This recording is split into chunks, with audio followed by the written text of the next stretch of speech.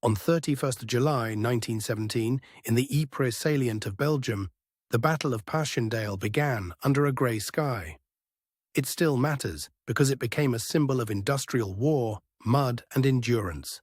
By 1917, the Western Front had hardened into a line of trenches, wire and artillery zones. Leaders hoped a breakthrough in Flanders might relieve pressure elsewhere and shift the war's balance. Britain's leadership faced public expectations, Allied coordination, and the burden of losses already endured. German commanders, meanwhile, sought to hold a vital defensive line while managing strain across a long war. The armies were vast, supported by heavy guns, machine guns, mortars and aircraft. Behind the front, railways, horse teams, labor units, and supply dumps tried to keep the offensive moving.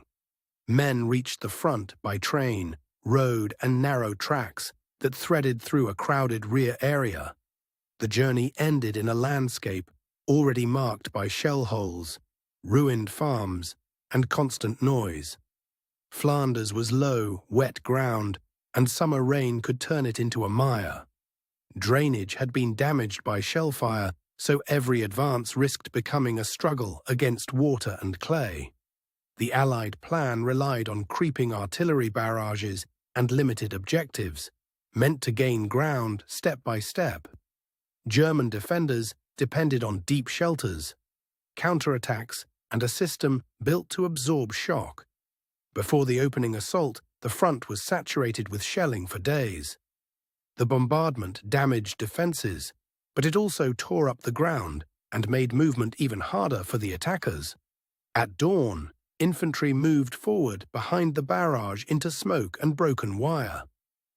Progress was uneven because visibility, mud, and surviving strongpoints quickly disrupted the carefully timed advance. Small gains were often measured in yards, not miles. Each captured rise or farmyard mattered because even slight changes in ground could improve observation and artillery control. The fighting soon centered on ridges, shell craters, and exposed approaches. Men on both sides faced exhaustion as the landscape itself seemed to resist every movement. Rain intensified the battlefield's worst features, filling craters and collapsing tracks. What had been planned as a controlled offensive became a contest against weather as much as against the enemy. The pressure point came where attackers had to cross open, broken ground under observation. There, artillery and machine guns could punish any delay, and momentum became fragile.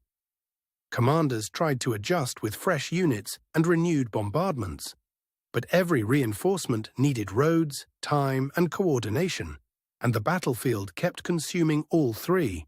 The offensive's decisive movement was not a single dramatic charge, but a grinding shift of force. Step by step, attackers pressed toward higher ground that overlooked the salient. As ground was taken, the defenders fell back to new positions and counterattacked where they could.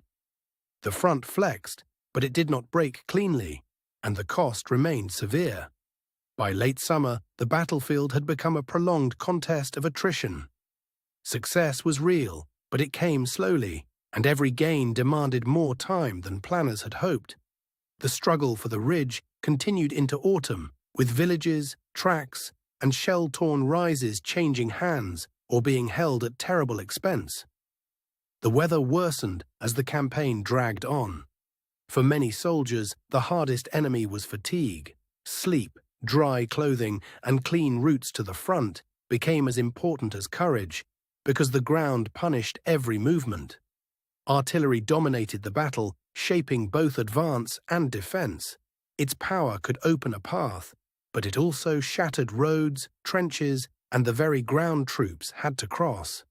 Aircraft watched the lines, corrected fire, and searched for movement behind the front. In a battle of visibility, even brief clear skies could matter enormously. Supply units worked under constant strain, carrying shells, rations, and timber across mud that swallowed wheels and boots. Without them, the offensive would have stalled even sooner. The battle also revealed how fragile morale could be. Men endured because they had to, because comrades depended on them, and because the war offered few alternatives. German defences were not static walls, but layered systems of resistance. That depth slowed the attack and forced repeated pauses even when the front line shifted. At several moments, local success looked like a breakthrough before the ground, weather or counterfire closed it again. The battle's shape was one of advances interrupted by setbacks. The struggle for Passchendaele village became a final marker of the campaign's end phase. By then, the ruined terrain itself had become a major obstacle and a grim landmark. When the ridge was finally secured, it did not bring a dramatic strategic collapse. Instead, it left both sides exhausted, with the battlefield transformed and the war still far from over. The immediate aftermath was a landscape of wrecked roads, flooded craters, and broken communities. Civilians and soldiers alike faced the long task of making the ground usable again. The battle's human cost shaped memory long after the guns fell silent. For many families, Passchendaele became a name linked to absence, endurance, and the scale of industrial war. In the years that followed, historians debated whether the offensive was necessary, achievable, or too costly for the ground gained. Those questions remain part of its lasting significance. Some emphasize the pressure it placed on German forces and the lessons learned in combined arms warfare. Others stress the mud, the losses, and the limited operational return. The battle also sits within a wider story of 1917, when armies were adapting to firepower, logistics, and the challenge of breaking entrenched positions. Passchendaele was one episode in that larger transformation. Today, the Ypres Salient is quieter, with fields, roads, and memorial places overlaying the old battle lines. The land still carries traces of the conflict beneath the surface. Visitors often encounter a landscape that looks ordinary until the history is remembered.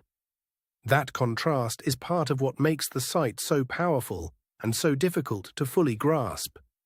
Passchendaele endures because it captures the tension between planning and reality in war.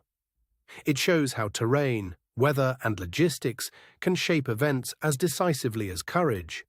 A century later, the battle remains a warning about the limits of force and the cost of fighting over ground that seems small on a map, but enormous on the ground.